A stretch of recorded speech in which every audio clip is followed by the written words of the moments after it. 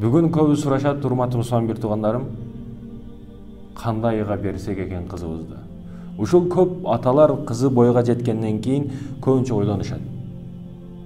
Кимге берем, кимге турмушка узатам кызымды деп.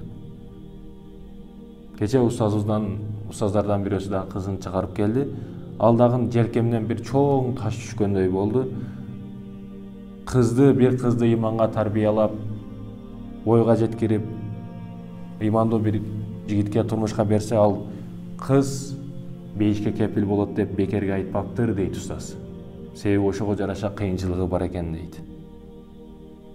Жаштыгында кийинтирип курсагын токтосоң жүрө берет экен, бирок балагатка жеткенден кийин кыйын экен дейт.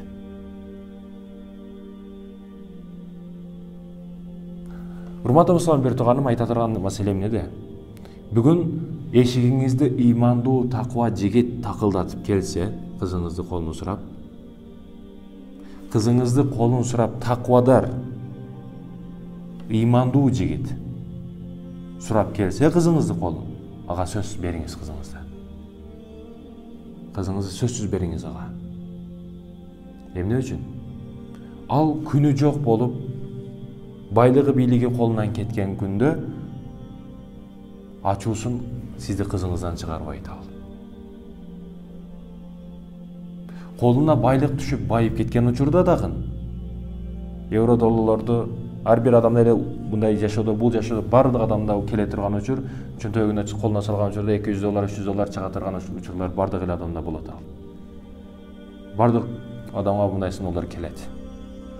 Ошол учурда байлык, бийлик келген учурда кызыңызды бар билгениңди кылып, төрт тарабын кыбла дебейт кызыңызга.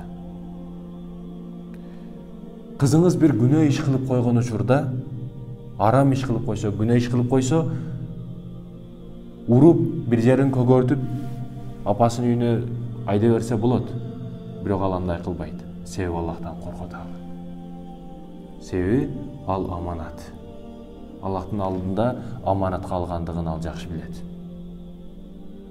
Эч нерсени билбеген, түшүнбөгөн, динден кабары жок адам муну кандай билсин?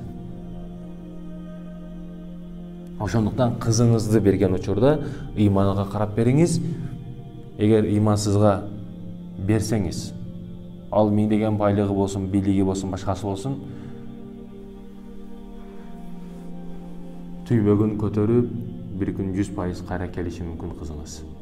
Ошондуктан байлыгын эмес, бийлигин эмес, ыйманга карап кызыңызды бериңиз.